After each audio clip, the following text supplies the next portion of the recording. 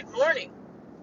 So, tonight is my first body language class that's like a dinner, drinks, and fun. I can't wait.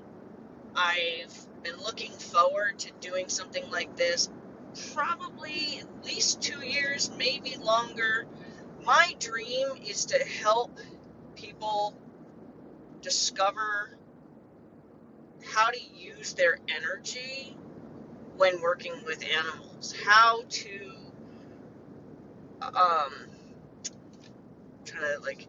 channels the word I'm looking. I think there's a better word, but channel, we're just gonna have to use channel. How to channel a certain emotion, use it in a application of the moment, and then turn it off. I do equate it with being an actor, being able to, this scene you're in hysterics, and the next scene you're laughing on a whatever. I look at it as maybe you're learning to be an actor, but actors get into character. They need to sometimes actually reflect on something in their personal life to help them feel the emotion so that they can project the emotion genuinely. That's kind of what this is gonna seem like, maybe like an acting class. It's not meant to be like a being able to recite lines type acting class, but it is going to be the part where we find an emotion that best applies to an intention you want your horse to feel. And I want so bad to be able to help people find the magic in that when working with horses. Animals in general, I mean, I can communicate to my dogs to, back up, leave the room, lay down on the other side of a line through the way I look at them, because my thoughts are, do that. Like, those are my thoughts. Like, I need you to, and those are my thoughts. One of the things I did start doing with my most recent lessons was telling people that I want you to actually talk it out, like you're talking to your horse, because if you talk it out, your body is more likely to match your words. So your body will be able to project intention that matches your words. So, like, if you're looking at a puzzle, let's just say I want my horse to back through a gate. I say it out loud for the benefit of the camera. I say it out loud for the benefit of somebody that's watching or for a student. And it's really also so that my body matches what I'm asking the horse to do. So I would say, okay, look, I need you to go over there, turn your tail that way, and then I need you to back through there, and trust me that I know that there's, something on each side of you.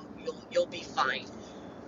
Being able to say that and then have my body match that, the horses can feel the sense of purpose and the intentions behind my actions. I need your tail. As I say it out loud, my body and my focus looks around the horse to the tail. I need your tail to move that way. All right, now that that's happened, and then you straighten up. And so, all right, now I need you to back through. The speaking it out helps your body match your words. And now this class is going to be somewhat of that, but it's going to be about knowing where to stand when you want the horse to feel something from you. I'm trying to find a way to help people establish one of the things that every trainer will tell you is you can't teach feel. Well, I don't want that to be true. I believe you can teach feel. You just have to give relatable experiences for people to find the emotion that matches the feel you're looking for them to. Now, feel for, like, knowing when to back off, like having that feel for the horse.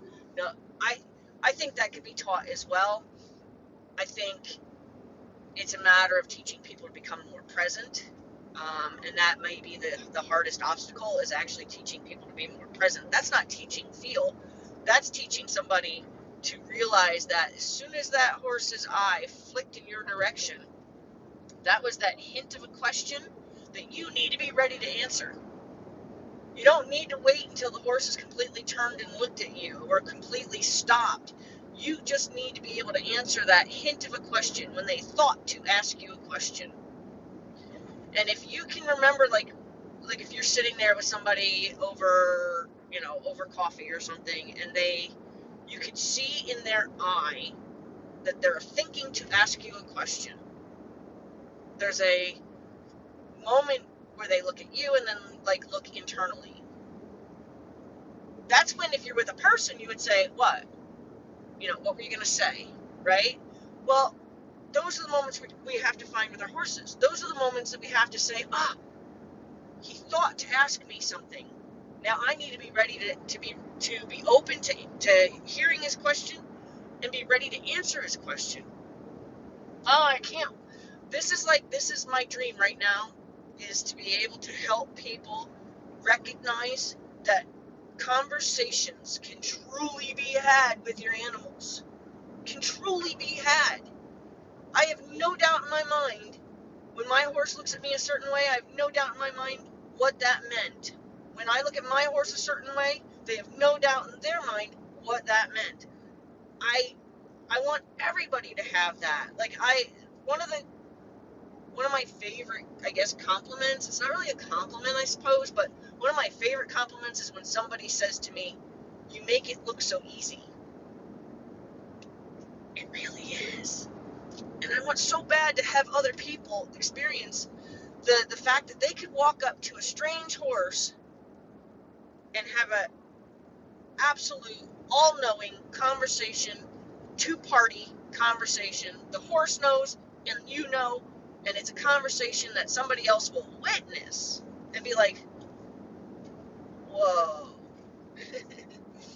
I have one of my students is now out trying her hand at being a teacher, and she's experiencing what it's like to work with a horse that she's never met before, and being able to use her skills and experience that sense of knowing. Like, people think that I'm just patient. Oh, you're so patient. Because, I'll do something that looks like I'm endlessly asking for the same thing. Is that, the definition of insanity? And I am asking the same way over and over again. What I'm waiting for is what I know. It's a knowing. I know they'll try the right answer. I know that they'll look for the right answer. And I know it's just a matter of waiting until that idea crosses their mind. I don't get all worried that they're not going to figure it out and change it up, and now it looks totally different. That's why I always tell people, once you've committed to a way you're going to do it, you have to commit to that being the way you do it. The word has to be spelt the same way every time. Bicycle has to be a bicycle every time. Tomorrow it can't be an automobile. It has to be a bicycle every time.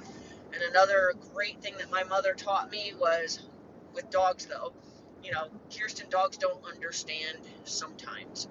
If you don't want her on the couch ever, you can't let her on the couch on Tuesday because you don't feel good and you want some cuddles. It has to be all the time. I am so excited. This is the most alive I've felt in a long time, and I hope I make it fun. I am saying dinner and drinks, so I'm hoping that could help make it fun.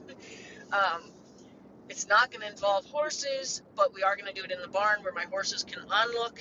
And if my horses say, well, what about me? Maybe we will take a horse out.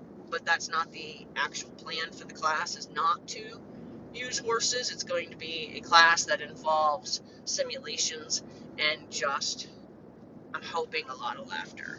I'm so excited.